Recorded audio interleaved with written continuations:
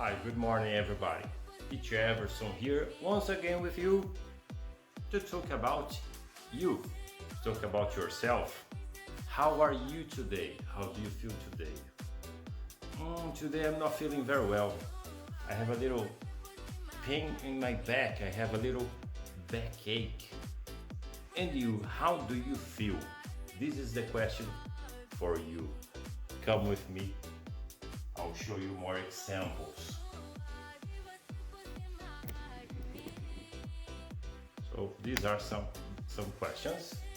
Have plus noun, feel plus adjective. What's the matter? How do you feel?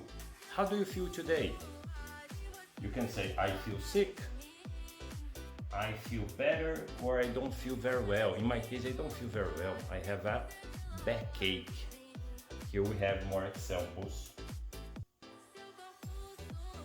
of minor ailments. A backache, an earache, a headache, a stomachache,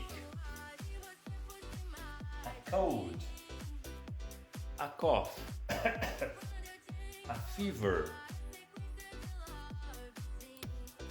the flu, and dry eyes.